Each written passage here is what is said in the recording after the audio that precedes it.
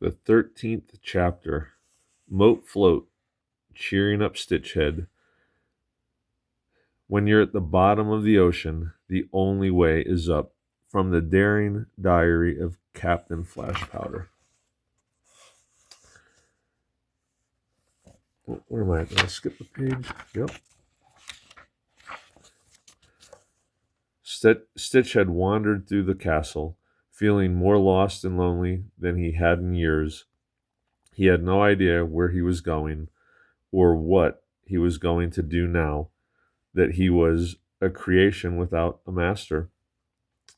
What's more, he felt as if he were seeing Grotskew for the first time. The crumbling stone walls, the bleak, unlit corridors, the vast, hollowed chambers. It all seemed cold and unwelcoming. He thought about returning to the dungeons of Grotskew, far from the other creations, hoping that he might feel like he belonged there, or at least perhaps the darkness might swallow him. But instead he found himself in the forgotten room, sitting among the toys and books and dust. Perhaps the professor had been right to leave him there. Perhaps he never should have left. Perhaps this was where he belonged. He didn't know how long he had been sitting there, minutes, hours, when he heard a familiar sound. Yabbit! Stitch had spun around to see Arabella standing in the doorway. Pox was perched on her shoulder, grumbling loudly. "Thought I might find you here," said Arabella. "Ain't no good sitting around moping." "Please," said Stitchhead, bowing his head. "I just leave me alone. I want to be alone." "No chance," replied Arabella, sitting down next to him. "My grandma always says the only thing worse than moping is getting your head kicked in by a horse, and she's done both in her time. You need cheering up, whether you like it or not." "I really don't feel like," began Stitchhead, but Arabella wasn't finished. "The fact is, the professor's gone. Now you can sit here and wait for him to come back, just like you sat here all them years.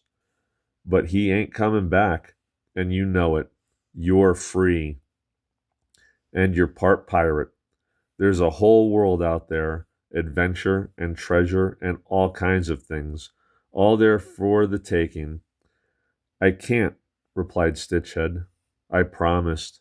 "Promised what?" "You can't protect him if he ain't here. I told you once, and I'll tell you again. You gotta get out more." "I can't," replied Stitchhead. "Last time I opened those gates, the castle nearly fell.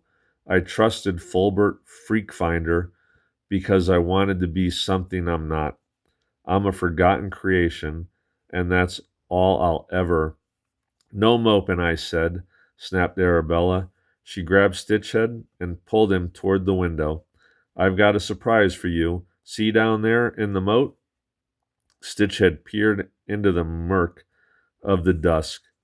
He could see the glistening waters of the castle moat that surrounded Grotskew. "And on the bank is that the creature?" whispered Stitchhead. "It surely is.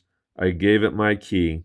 First time beyond the castle wall, and loving it," said Arabella, poking her head out of the window. "Hey, creature." The creature looked up at the window and gave a happy wave. Arabella gave it a thumbs up, and it disappeared behind a large tree.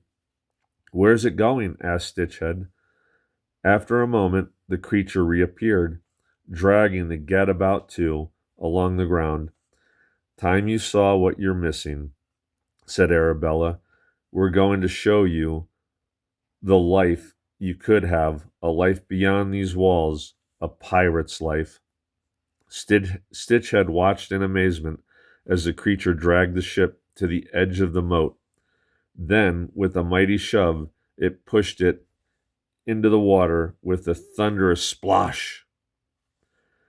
A trusty ship, said Arabella, as the Gadabout 2 bobbed about on the water.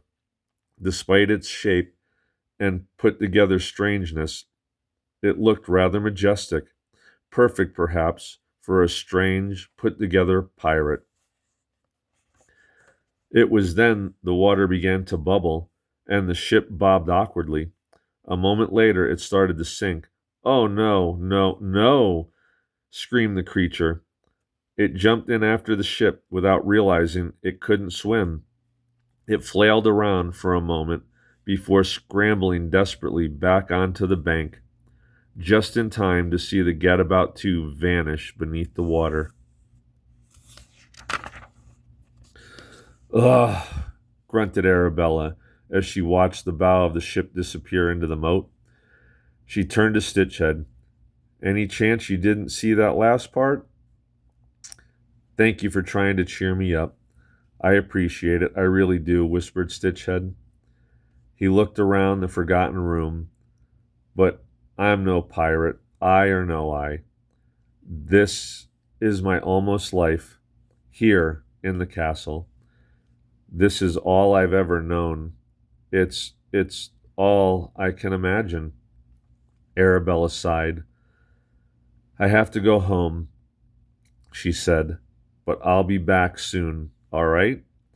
And if you need anything, you know where I'll be." "Thank you," Stitchhead replied. He watched Arabella leave and then sat back down among the toys and the books and the dust.